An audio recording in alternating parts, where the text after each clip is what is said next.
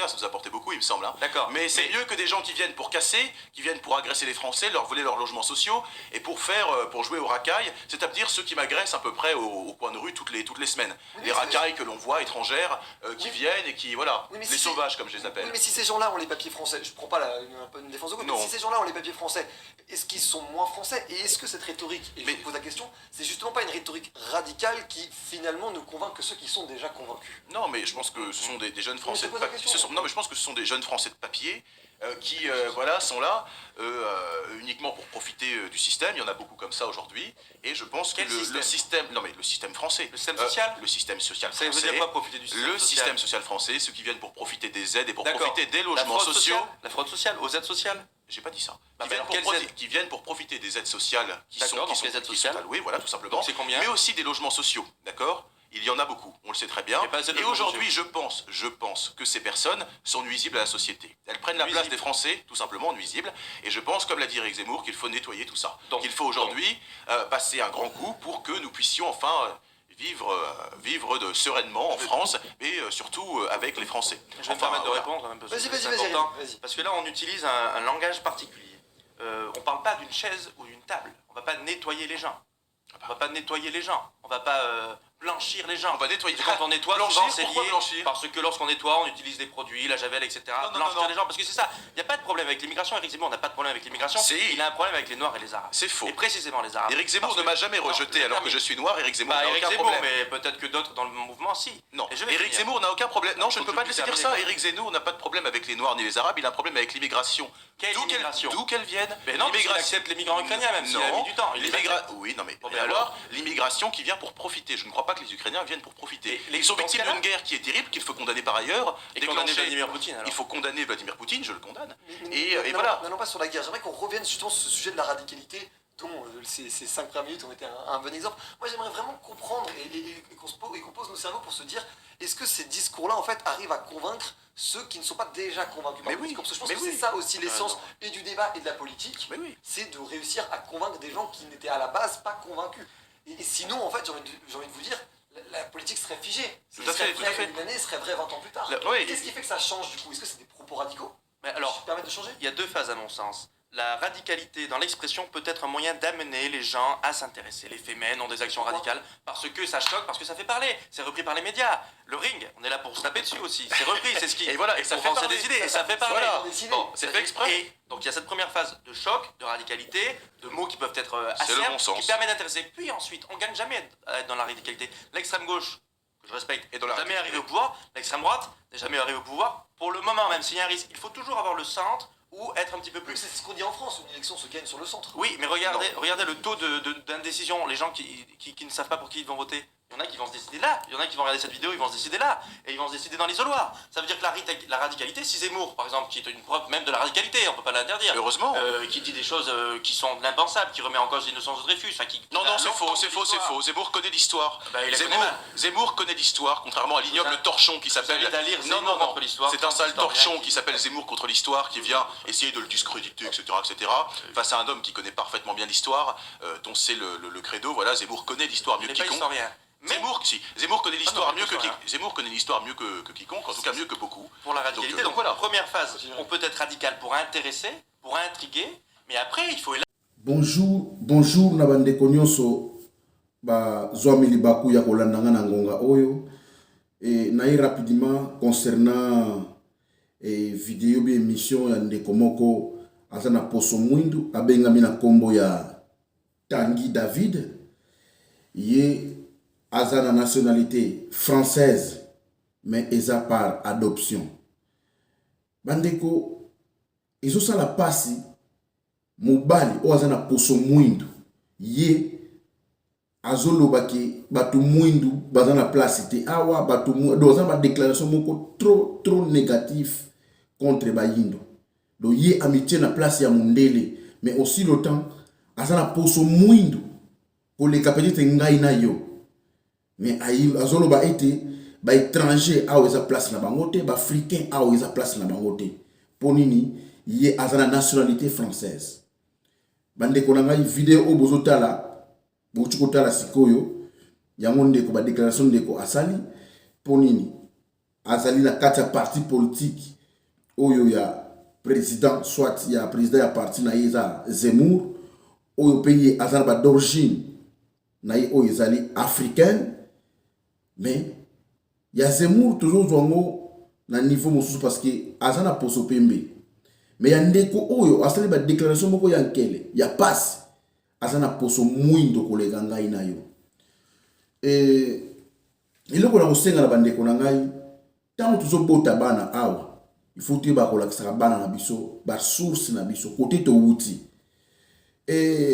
eza pasi kotala yo ndeko ate bana na ngai bango baloba ata français ozomona ngo lokola lokumu moko boye mais eza bien te eza babombe retardé oyo tozogarde parce que ntango bana na biso bazobotama awa soit baye mike bazotanga awa do foto yeba kolakisa bana na biso kote towuti eloko esala na biso parce que tozolakisa bana na biso kote towuti te tala baproblème tozokutana nango mpo nini olakisi kaka mwana France esili olakisi eloko mosusu otalisi teke te biso toza ekolo boye towuti boye mpo français ata pesi yo papier ata oya bebe ata obotami awa akobosana kotia d'origine na yo te ata badoptaki yo akobosana kotia te kote bakenda kozwila yo akobosana yango te ndeko asali badéclaration moko ya nkele abengami na kombo ya Tanguy David aza politicien ye azotravaille na parti ya Zemmour alobi ke toyaka awa mpona baintérêt toyaka awa mpona ya bandaku tout ça mais place na biso eza awa na France te bayindo place na bango eza awa te mais ye moko aza na poso mwindu koleka nga na yo koleka voir même veste oyo nalati mwindu aza nango bandeko na ngai eloko oyo eza kaka na ndeko oyo te suivant nga nasalaka bavideo nasalaka baémission na portugais na kikongo mais namona bataki ya bandeko mosusu oyo baza na France awa oyo toza na bango eloko na France awa bamosusu baza bandeko nanga bangolais bamosusu baza bandeko nanga bacongolais azoloba noloba français boni boye kaka koloba monoko ya mboka donc eza ya pasi badéclaration ya ndeko oyo esali mabe makasi donc ntango nayoki yango nakoki kosupporte te mais ye moko naye kotala na koti bainvestigation ndeko oyo Tanguy David ye afandaka na Caen donc afandaka na ville ya Caen aza d'origine malienne donc aza pe français te soki ndenge tine non ye aya France na ntango azalaki na 3 mois badopta ye ntango azalaki na 3 mois nde badopta ye na miniti aza na 18 ans kodopte yo obi kodopte yo te obi kobala mundele obi kobala nini yango kosala teke kobosa na source na yo parce que soko sali mbeba français kozongisoka na d'origine na yo caríssimos irmãos rapidamente venho aqui através de vídeo que circula nas redes sociais de uma intervenção de um irmão da cor preta. Este irmão, por sua vez, ele está contra os africanos. Ele considera-se como um branco, porque havia sido adotado quando tinha 3 meses num casal de nacionalidade francesa. E este camarada ataca os africanos. Para ele, nós os africanos, todo imigrante não tem lugar aqui. Viemos para aproveitar os bens da França.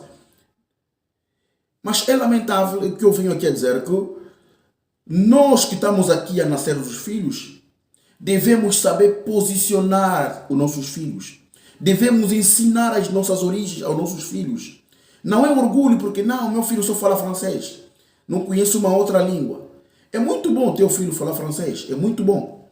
Mas convém que ensinarmos as nossas origens. É muito importante. Olha o que este jovem está a criar hoje. Olha o tumulto. Quantos corações que ele magoou. Mas consoante as análises profundas que eu venho fazer, afinal de contas o camarada é da origem maliana. Os seus parentes biológicos são malianos. Ele nasceu em Mali, mas ele vem aqui a criticar os africanos, a dizer que os africanos não têm lugar aqui. Mas faço-vos lembrar uma coisa. Talvez os irmãos franceses esquecem que pensam em África não tem franceses. Os lugares em que os africanos deviam estar em África, os franceses ocupam. Em todas as empresas petrolíferas, são os franceses que gerem África. Bandeko nangai. Peut-être ndeko tangi oyo azobosa naki. Na ba compagnie pétrolière nyonso oyo zomi na ba pays Afrique. Batu ba gérer ango za ba français. Il a perdu. Aza perdu. L'autant uzobota bana, to iba kolakisa bango ba source na biso. Eza mabete. Tala makamunde kwa sali. Yo za moto mwindo. Ozo ko critiquer pe ko finga bato mwindo. Po wana eza ko finga. Alors bi France il faut ba nettoyer yango. Donc ba yindo faut ba longwa. Do ba émigrer bato mwindo ba oyo so ba yingo. Parce que tant ba lo ba émigrer, bango ba se chaka mingi na biso ba yindo. Donc poso oza poso pembe azana mo avantage. So ka sa émigrer que biso bato mwindo. Na yango tant to zotalisa ka bana biso. Quelque chose na nationalité française. Photo yeba kolakisa d'origine na biso to uti wapi pe to za wapi. Et c'est très important. Na koti na vérifier na fouiller nzoka ndeko Tanguy David aza malien. Ba docteur kaita wazaki na âge ya 3 mois. Ndita ba docteur Tanguy David oyo. Oyo lelo aboyi ba ndeko ne ba yindo. Aza mwindo koleka ngana yo. Aza enfant adoptif. Donc, ils ont la nationalité française par adoption. Mais azoya kote le mela, biso bande kone batu muindo. Afanda kana ville ya kam, ati lelo afanda ke pa parana na ye, Tanguy David, oyo bocho landa wana. Donc, ati lelo afanda ka e pa ba parana na ye. Donc, asali mena 18 ans. Atanga na faculté ya droit, na kam. Donc, na chambre na ye. Donc, pour moi, na sali ba investigation parce que avant les canaya ko lobela concernant mutu il faut ça na ba preuve na ba investigation. Donc na sali ba investigation atili lo afanda ke ba parane o ba docteur yi. Lilo azana 18 ans. Na chambre na ye ataka photo ya Général de Gaulle. Après nengi adhéré parti ya Zemmour a longoli photo ya Général de Gaulle aye ko tia photo ya Zemmour. Bandiko na ngai complexe oyo ezape mingi na bato ebele ezaka na ndeko oyo Tanguy David di ezaka ba ndeko ebele ba africain papa kolo ba français omoni français te ozo sopa français lokola mai na monoko soki osali contrôle te ekomemona ba erreur ebele ka français oyo eza bien koyeko la français eza bien kolo ba français mais il faut tu ba ko encadrer ka bana na biso parce que là tout le monde a ba ndeko ebele ate bango kutu bayebi yango te bango bayebi yango te parce que bango trop de français eza bien mais la kisa bana ba source na biso to uti wapi pe to za wapi caros irmãos convém que ensinarmos nossos filhos que estão sendo nascidos aqui as nossas origens. Eu trabalhei profundamente, fui buscar que o camarada Tanguy David é da origem maliana. Ela havia sido adotada quando tinha 3 meses. Ele reside na cidade de Caen. Estuda na Faculdade de Direitos em Caen. Até a data presente, o camarada vive em casa dos parentes que o havia adotado. Mas não estamos muito ali. O camarada no seu quarto, eu aprofundei a minha investigação. O camarada no seu quarto havia uma fotografia do General de Gaulle e mudou do General de Gaulle para o Zemmour, porque é o partido que ele adere hoje. Caríssimos irmãos, mostrar a nossa cultura, a nossa identidade aos nossos filhos que nascem aqui não é mal. Bem que não vão em Angola por enquanto, não sabemos o futuro, mas ou então não vão no Congo, mas devemos ensinar as nossas origens, a nossa cultura, mostrar. Porque muitos homens hoje falam francês, les induzem ao erro. Quando você escorrega muito francês, vai te levar no erro. Porque este jovem está perdido. Um cidadão com a cor preta, mais que o meu fato, a vir contrapor aos africanos. Bandeko, ils ont ça la passe makasi. Et loko ils ont la communauté na biso mingi, communauté congolaise, communauté angolaise, et loko ils ont mingi.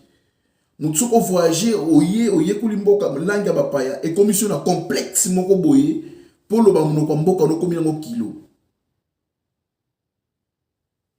Et loko yo ezaka na bandeko oyo tu tomoni peut-être ndeko Tanguy David. Na mona ngo peut faire même en Afrique na Angola. Na mona ngo na Angola. So komoni bazo compliqué congolais place moko boye na Angola. C'est que muninga ni congolais asa na sima. Et loko esalama mingi na Angola. Congolais soka ye na Angola ayekuli portugais. Afande si portugais. Akomi kokende kofunda ka bandeko na ye ba congolais. Donc azoni tsaleti yende sikoyo aza yango te. Do ba wana nde baninga nde baza mabe. Donc akomi kofunda ka bandeko. So ni place bazo compliqué congolais makasi. C'est que congolais musu abatami na sima za wana. Tozo mona ngo awa eza na ba institution tozo kendaka. Donc na biro ale toke ise nie kutu oluka ke mundele akipe yo miso kuti mutu mwindu ndenga kolia yo mutu okozwa idete. Eza nini?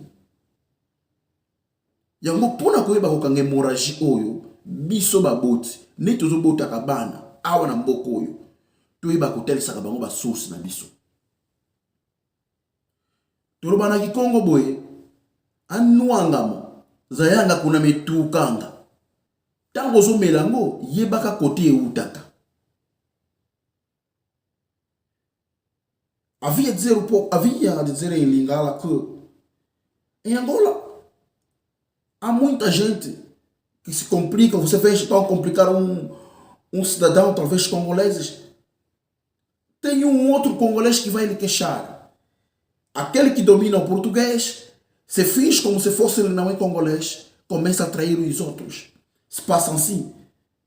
Isso quase em toda a comunidade africana é o mesmo estilo. Mas por quê? Por que nós os africanos nos comportamos assim?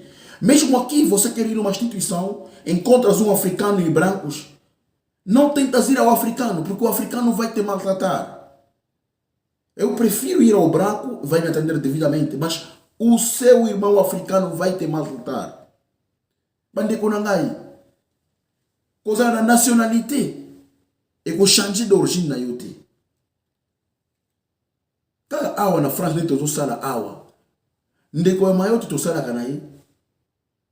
Asa na document française. Mettons on va élection yindi. Bazo tout na ipa windele ki obongisa ki saki na yo pozonga na mboka na yo. Mais aza français, ba biki aza français.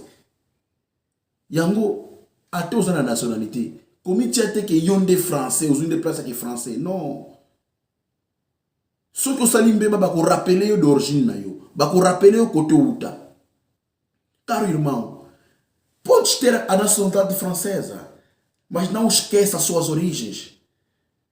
Você é bem-vindo com a nacionalidade francesa. Então, é tudo bem.